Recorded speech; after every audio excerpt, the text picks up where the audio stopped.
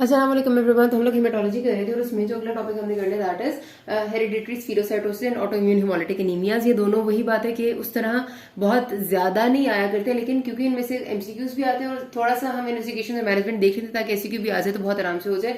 कोई मुश्किल सी बात नहीं है, ज्यादा इनमें से एमसीक्यूज ही आया करते हैं। और इस तरह से कुछ कहानी कि आपने जैसे पहले पढ़ा था कि हेरिडिटरी स्फीरोसाइटोसिस, हेरिडिटरी से पता चल जाता है कि ये आपकी इनहेरिटेड कंडीशन है। तो पहले एमसीक्यू आपको ये आता है कि कौन सी है, तो ये ऑटोसोमल डोमिनेंट है। ठीक है, ये वाली जो बातें हैं ना थोड़ी सी ये जरा याद अगर कर लिया करें तो आपके मुफ्त का एक नंबर होता है, क्योंकि आपका एक एमसीक्यू तो ऐसा नहीं होता है कि कौन सी चीज ऑटोसोमल डोमिनेंट। जिस तरह हीमोफीलिया का आता है हजारों दफा कि ऑटोसोमल रिसेसिव कंडीशन है, इसी तरह और भी आती है कोई ना कोई।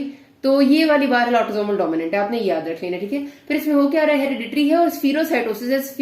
स्फीरो का मतलब है कि साइटोसिस का मतलब है सेल्स है और स्फीरो का मतलब है गोल गोल है। अब नॉर्मली आपको पता है कि जो हमारे आरबीसीज है वो बाय कनकेव होते हैं, ऐसे करके साइड व्यू से देखा जाए तो आरबीसीज इस तरह से होते हैं, उनके किनारे मोटे होते हैं और सेंटर से वो ऐसे डिप किए हुए होते हैं। अगर सामने से देखेंगे तो गोल ही नजर आएंगे, लेकिन असल में वो ऐसे अंदर की तरफ, जिस तरह आपकी प्लेट होती है ना, आप समझ लें कि आपने दो प्लेट्स को जोड़ दिया, मतलब आपकी जो खाने वाली प्लेट होती है आपने दो प्लेट्स को ऐसे अगर जोड़ दें साइड पे रख के तो ये आपका एक आरबीसी बन जाता है। साइड लुक इसकी ऐसी आती है।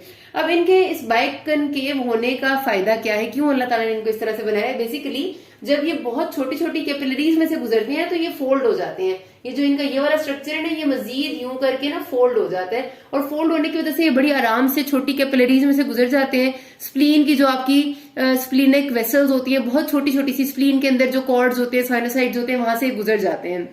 अगर इनका साइज ऐसा नहीं हो और ये बिल्कुल गोल हो, नॉर्मल गोल अगर होगा, मतलब जो नॉर्मल स्फेयर होता है, तो स्फेयर तो चीज ऐसे नजर आएगी ना साइड व्यू में। ठीक है, ऐसे भी नहीं बल्कि यूं करके इतनी बड़ी गोला सी नजर आएगी। तो ऐसी गोला सी चीज फोल्ड नहीं हो सकती। ये कैपिलरीज में से गुजरेगी तो ये ना सिर्फ वहां पर गुजर के फंस जाएगी और टूटेगी और उसके साथ साथ ये वॉल्स को डैमेज करेगी, बल्कि बड़ा मतलब दोनों तरह से मसला हो रहा है। तो खुद भी टूट रही है और साथ वॉल्स भी डैमेज हो रही है। तो ये प्रॉब्लम होता है हेरिडिटरी स्फीरोसाइटोसिस में। प्रॉब्लम आता कहां पर है, ये भी आपका अगला एमसीक्यू है, एनकायरिन एंड स्पेक्ट्रिन। ठीक है, एनकायरिन, स्पेक्ट्रिन एंड बैंड 3।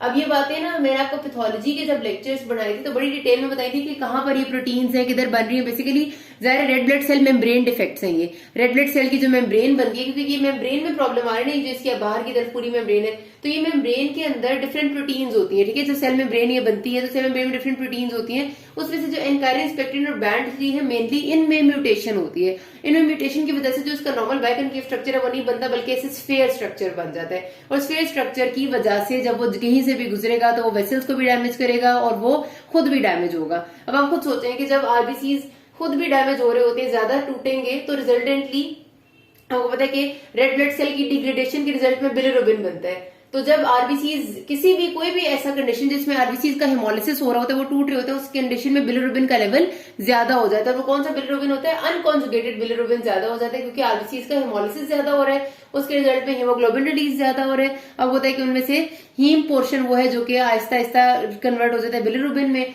तो वो बिलिरुबिन आपका रिजल्टेंटली ज्यादा हो जाएगा ब्लड में। ठीक है, तो आपका जितने भी हेमोलिटिक एनीमियाज होते हैं उसमें एनीमिया हो जाता है एक तो due to decrease in haemoglobin, और साथ जॉन्डिस हो जाता है due to increase in bilirubin, और उसके साथ साथ तीसरी कंडीशन है स्प्लीनोमेगेली। स्प्लीनोमेगेली क्यों होती है, क्योंकि मैंने आपको बताया कि स्प्लीन की वेसल्स जब स्प्लीन में से गुजरते हैं ना रेड सेल्स, तो एक तो रिजल्ट ये होता है कि वहां पर भी इनकी तोड़फोड़ बहुत ज्यादा हो जाती है। दूसरी बात ये कि जितने भी हेमोलिटिक आरबीसीज होते हैं जो टूट चुके होते हैं, उनको स्प्लीन अपने अंदर इनगल्फ करती जाती है ताकि वो उनको बॉडी से किसी तरह रिमूव कर सके। स्प्लीन यही है ना, हमारी बॉडी का एक पुलिस मैन है जो बहुत सारी चीजों को रिमूव करने का काम कर रहा होता है। तो स्प्लीन उनको रिमूव करने की कोशिश में खुद आहिस्ता आहिस्ता साइज में बड़ी होती जाती है और स्प्लीनोमेगेली हो जाती है।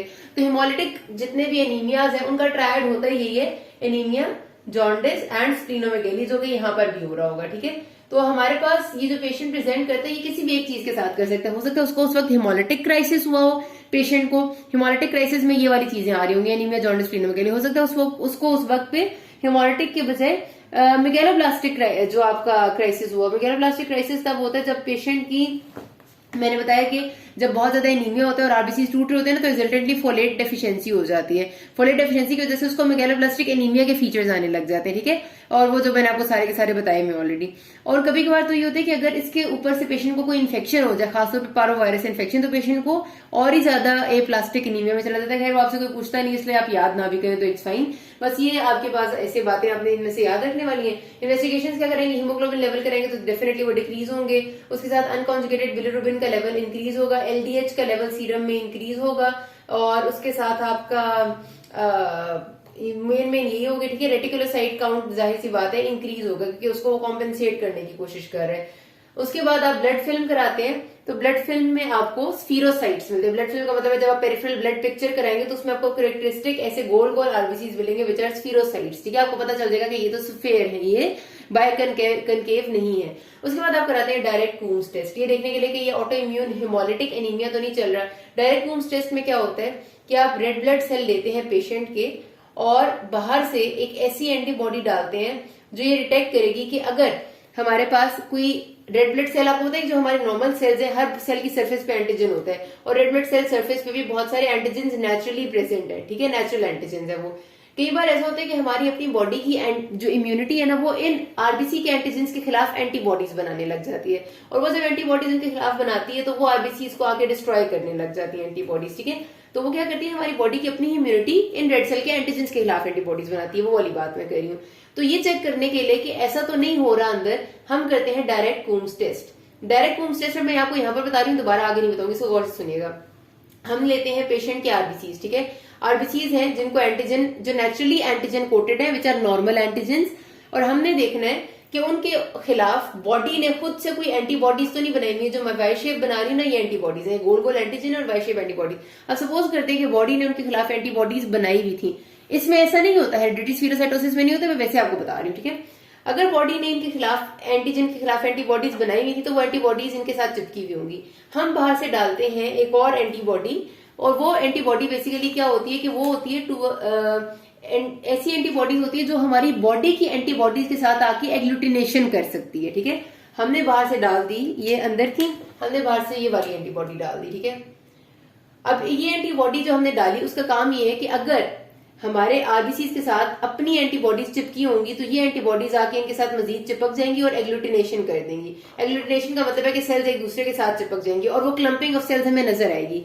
अगर दूसरे केस में ये हुआ कि बॉडी ने कोई एंटीबॉडीज नहीं प्रोड्यूस की हुई थी, ठीक है, सपोज करते हैं हमारी अपनी बॉडी ने कोई एंटीबॉडीज प्रोड्यूस नहीं की हुई थी, तो क्या होगा कि हम बाहर से जो एंटीबॉडीज डालेंगे उनके पास कोई चीज नहीं होगी कि वो एग्लूटिनेट करें, तो कोई क्लम्पिंग नहीं होगी, ठीक है। तो हमारे पास हेरेडिटरी स्फीरोसाइटोसिस में कोई एंटीबॉडीज बॉडी नहीं बना रही होती है। हेरेडिटरी स्फीरोसाइटोसिस तो जेनेटिक मसला है ना, जिसमें आरबीसी की शेप खराब है। तो इसमें डायरेक्ट कूम्स टेस्ट हम करेंगे, हम बाहर से एंटीबॉडीज डालेंगे, कोई क्लम्पिंग नहीं होगी, कोई एग्लूटिनेशन नहीं होगी, डायरेक्ट कूम्स टेस्ट नेगेटिव आ जाएगा, ठीक है। यहाँ पर ऑस्मोटिक फ्रेजिलिटी टेस्ट का मतलब ये होता है कि हम इसको सेलाइन में डालते हैं, हाइपरटोनिक सेलाइन में, चेक करते हैं कि सेल्स कितना बर्दाश्त कर सकते हैं। ये जो स्फीरोसाइट्स होते हैं ना, ये फ्रेजाइल सेल्स होते हैं, ये बर्दाश्त नहीं कर सकते, टूट जाते हैं। तो ऑस्मोटिक फ्रेजिलिटी टेस्ट पॉजिटिव होता है इस केस में, ठीक है। इसी से आपको बेसिकली ब्लड फिल्म से आप डायग्नोसिस बना लेते हैं और बहुत कम ही कोई एनकायरेंस फैक्टर बैंड 3 के लेवल्स कोई भी नहीं कराता, ना कोई देखता है।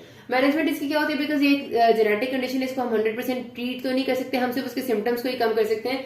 तो एक तो हमने पेशेंट को फॉलिक एसिड प्रोफाइलेक्सिस लाजमी देना है क्योंकि उसमें फॉलिक एसिड डेफिशिएंसी की वजह से मेगालोब्लास्टिक एनीमिया डेवलप होने का चांस बहुत ज्यादा होता है। और दूसरा, अगर उसके सिम्टम्स नहीं ठीक हो रहे और हमें लग रहा है कि उसका क्राइसिस बहुत ज्यादा है तो फिर we go for splenectomy. Splenectomy हम तब कर देते हैं ताकि उसकी स्प्लीनेक्टमी करेंगे तो उसकी वजह से जो आरबीसीज की डिस्ट्रक्चर और हेमोलिसिस है वो थोड़ा सा कम हो जाता है। तो अगर पेशेंट को कॉम्प्लिकेशंस डेवलप हो चुकी हैं, यानी severe anaemia less than 6 grams पर डेसिलीटर है, या फिर इतना ज्यादा बिलिरुबिन डिपॉजिट हो गया कि गॉल स्टोन्स बनने लग गए, तो तब हमने उसकी स्प्लीनेक्टमी कर देनी है, ठीक है। ये बात होगी। दूसरी चीज जो हमने करनी है वो है ऑटो इम्यून हिमोलिटिक एनीमिया। ये वही वाला एनीमिया जिसका मैं अभी आपको डायरेक्ट कूम्स टेस्ट में जिक्र कर रही थी कि इसमें क्या होता है, इस एनीमिया में बॉडी की अपनी ही एंटीबॉडी जो इम्यूनिटी है वो पागल हो जाती है, जैसे अक्सर औकात हो जाती होती है, और एंटीबॉडीज बनाने लग जाती है, ठीक है। एंटीबॉडीज क्यों बनाने लग जाती है, किसके खिलाफ? एंटीबॉडीज बनाती है रेड ब्लड सेल की सरफेस एंटीजेंस के खिलाफ। भाई अल्लाह ताला ने रेड ब्लड सेल्स की सरफेस पे कुछ नेचुरल एंटीजेंस दिए हैं which are not harmful, which are normal. Body की इम्यूनिटी कभी कभार बिल्कुल पागल होकर उनके खिलाफ एंटीबॉडीज बनाने लग जाती है, ठीक है। तो वो जब एंटीबॉडीज इन रेड ब्लड सेल एंटीजेंस के खिलाफ बनती हैं तो वो आके इनके साथ जंक्शन करती हैं, मतलब इनको आके आइडेंटिफाई करती हैं, इनके साथ ज्वाइन करती हैं और फिर इन आरबीसीज को डिस्ट्रॉय कर देती है। रिजल्टेंटली पेशेंट को एनीमिया हो जाता है। सिंपल सी बात है। इसमें अब 2 तरह की एंटीबॉडीज है, ये 2 तरह का एनीमिया है। एक है warm auto immune haemolytic anaemia या वार्म ऑटो इम्यून हिमोलिसिस, और एक है cold auto immune haemolytic anaemia, ठीक है। जो वार्म वाला है ना, उसमें सिर्फ ये फर्क है कि उसमें जो टेम्परेचर चाहिए आपको हिमोलिसिस के लिए वो नॉर्मल कोर बॉडी टेम्परेचर चाहिए, दैट इज 37 डिग्री सेंटीग्रेड। जबकि जो कोल्ड वाला है ना वो 37 पे नहीं होता बल्कि वो पेरिफ्रीज में होता है, उसको थोड़ा टेम्परेचर चाहिए। यानी आप समझ लें कि 5 डिग्री सी या 4, जाहिर सी बात है हमारी बॉडी का कोर टेम्परेचर तो इतना नहीं है, इसीलिए जो कोल्ड एंटीबॉडी एनीमिया है ना वो आपको ज्यादातर पेरिफ्री, जो ठंडे, जब आपकी पेरिफ्रीज ठंडी होती है, कोल्ड पेरिफ्रीज सर्दियों में, उस टाइम आपकी उंगलियों के कोनों में और पेरिफेरल एरियाज में कोल्ड ऑटोइम्यून हिमोलिसिस होते हैं। इसको जो आइडियल टेम्परेचर चाहिए ना वो 4 डिग्री सेंटीग्रेड चाहिए। ठीक है, दूसरा डिफरेंस ये है कि जो यहाँ पर वार्म ऑटोइम्यून में एंटीबॉडीज बनती हैं ये ज्यादातर IgG टाइप की बनती हैं, जबकि कोल्ड वाले में जो एंटीबॉडीज बनती है वो IgM टाइप की बनती है। ठीक है, ये आपने याद रखना है। उसके अलावा कोई ऐसी खास बात नहीं, बस इतना ही है कि भाई एंटीबॉडीज बन रही है और वो इनको डिस्ट्रॉय कर रही है। अब इसमें कोई नेचुरल सी बात है, ये किसी में जेनेटिक म्यूटेशन की वजह से एंटीबॉडीज बन जाती है, इसमें किसी का कोई रोल नहीं होता। इन्वेस्टिगेशन हमने क्या करानी होती है, सारे हमने चेक करे तो हम हीमोग्लोबिन कराएंगे, हीमोग्लोबिन लेवल कम आएगा, रेटिकुलोसाइट काउंट ज्यादा आएगा, और क्योंकि हिमोलिटिक एनीमिया है तो जॉन्डिस और स्प्लीनोमेगाली भी होगी पेशेंट को। ठीक है, ब्लड फिल्म कराएंगे तो ब्लड फिल्म पे हमें आरबीसीज की शेप वगैरह में कोई डिफेक्ट नजर नहीं आता होता यहाँ पर। ठीक है, क्योंकि this is a normal autoimmune haemolytic anaemia, इसमें कोई आपको आरबीसी की शेप डिफेक्ट नहीं मिलता। उसके बाद आपने डायरेक्ट कूम्स टेस्ट कराना है। डायरेक्ट कूम्स टेस्ट यहाँ पर आपको डायग्नोस्टिक मिलता है, पॉजिटिव होता है, क्योंकि इसमें जिस तरह मैं आपको भी एक्सप्लेन कर चुकी हूँ कि आरबीसीज है, आरबीसीज की सरफेस पे नॉर्मल एंटीजेंस है और बॉडी ने एंटीबॉडीज बनाई हुई है जिनके साथ चिपकी हुई है। हम डायरेक्ट कूम्स टेस्ट में बाहर से ये रेड वाली एंटीबॉडीज डालते हैं, क्लम्पिंग होती है, ग्लूटिनेशन होती है, हमें पता चलता है कि ये पॉजिटिव है, इसका मतलब था अंदर पहले से एंटीबॉडीज मौजूद थी। तो डायरेक्ट कूम्स टेस्ट पॉजिटिव हमें कंफर्म कर देता है कि इम्यून, ये ऑटोइम्यून हिमोलिसिस चल रहा था अंदर। ठीक है, अब मैनेजमेंट किस तरह से करनी है, जो वार्म वाला है उसकी मैनेजमेंट और कोल्ड वाले में थोड़ी सी डिफरेंस है, क्योंकि थोड़ा सा दोनों की कॉज में डिफरेंस है। वार्म वाले में हम ज्यादातर ये करते हैं कि इनमें ना अक्सर औकात जो वार्म ऑटोइम्यून हिमोलिसिस वगैरह की होती है इसमें प्रेसिपिटेंट फैक्टर्स कोई ना कोई होते हैं। मतलब नॉर्मल अगर एक बंदे की जिंदगी चल रही है ना तो अक्सर औकात एंटीबॉडीज इतनी ज्यादा नहीं होती कि कोई प्रॉब्लम करे। मतलब हल्का फुल्का एनीमिया पेशेंट को होगा, यानी उसका हीमोग्लोबिन 10-11 के अराउंड होगा, लेकिन ज्यादा एनीमिया नहीं होगा, ज्यादा हिमोलिटिक क्राइसिस नहीं होगा। इन लोगों में आते हैं हिमोलिटिक क्राइसिस किसी प्रेसिपिटेंट चीज की वजह से, जैसे कुछ ड्रग्स हैं जो कि आपकी कॉज कर देती हैं मतलब कुछ ऐसी ड्रग्स हैं जो अचानक से हिमोलिसिस का हिमोलिटिक क्राइसिस कॉज करती हैं, या फिर कोई कभी कभार इन्फेक्शन हो जाता है, इन्फेक्शन बॉडी में अगर कोई और भी होता है, कोई वायरल इन्फेक्शन हो गया तो भी वो हिमोलिटिक क्राइसिस कॉज कर सकता है।